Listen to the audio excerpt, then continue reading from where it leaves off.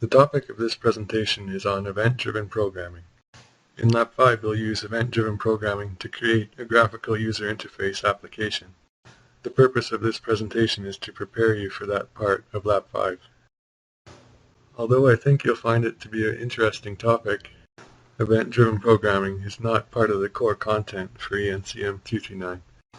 So this will be a rather short presentation, and it will give you just enough information to understand what will be happening in the second part of Lab 5, where you design a graphical user interface.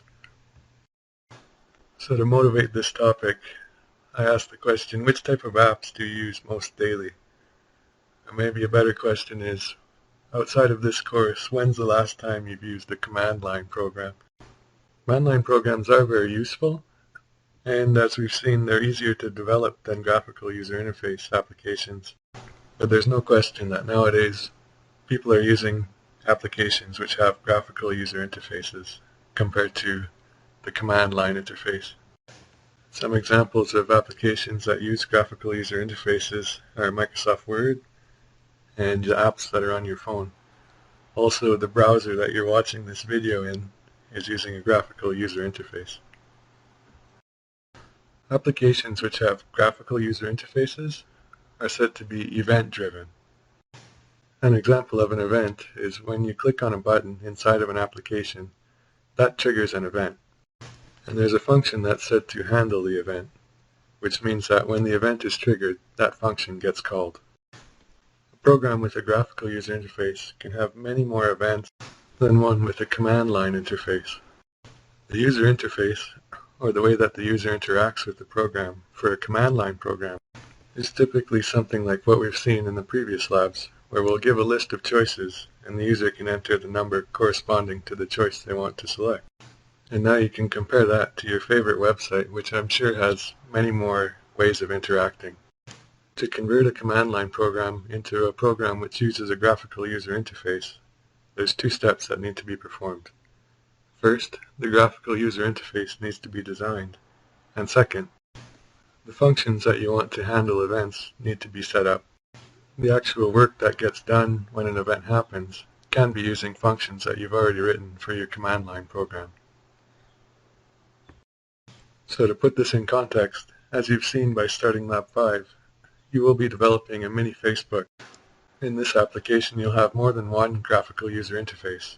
You'll have one for the login page and a separate one for the profile page. The program will work as you would expect, that once you enter your username and password, you click on the login button, and if the password and username are correct, it will show the profile page. But what happens under the hood, or behind the graphical user interface, is very similar to what you've written for a command line program.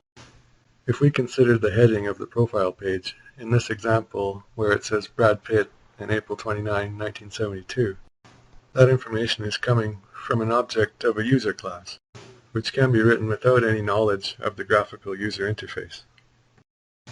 This slide illustrates the three phases of Lab 5. In phases 1 and 2, you'll get a mini Facebook application, which is using a command line program. In the third phase, you'll use the same behind-the-scenes code, or the business logic, to interact with your graphical user interface that you'll develop.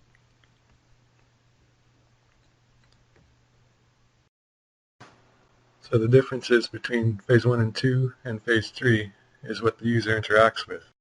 And in this slide we'll see how those two different interfaces create differences at the code level. The slide shows a call graph for a command line program on the left and the call graph for an event-driven graphical user interface application on the right. What I want you to notice is that the exact sequence of function calls in the command line program is defined in the code. Once you've entered the function for entering your username and password, you have to complete that function before you can enter a different function. Whereas with the graphical user interface, events can be triggered at any point.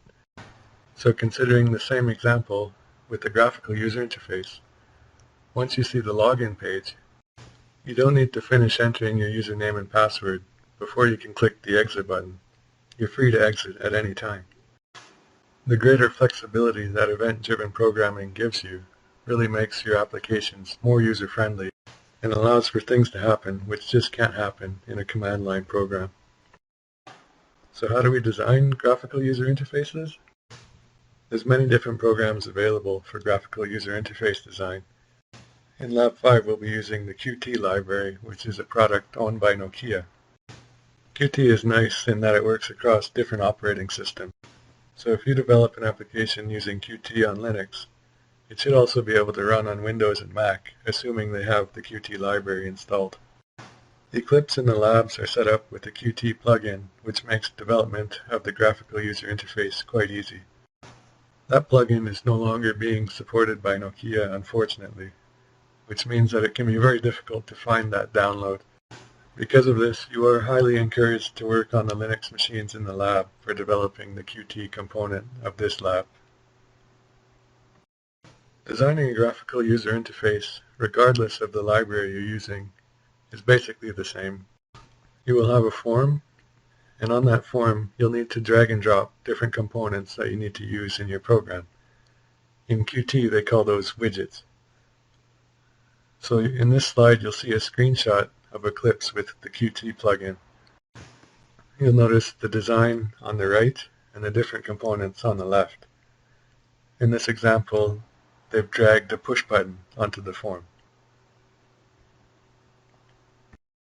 Once you have your form designed as you'd like it, you can begin registering functions to handle events on those different components in the form. As an example, for the login form, you'll have a button which is called login button, and you'll register an event which is called onLoginButtonClicked to handle the event when the user clicks that button. In the example in this slide, when the login button is clicked, a label on the form will be updated to show the text "Login is pressed." The Lab 5 document will include all the steps that you need to take to have your GUI functioning the way that you need it to. Please follow the Lab 5 document carefully, because some problems can be difficult to debug when dealing with graphical user interfaces.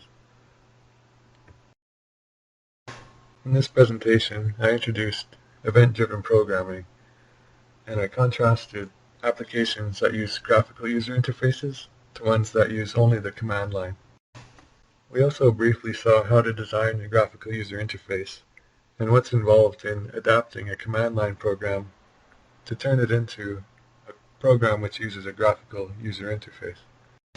The library that we'll use in Lab 5 for designing a graphical user interface is called Qt and has a convenient plugin for Eclipse installed on the machines in the lab.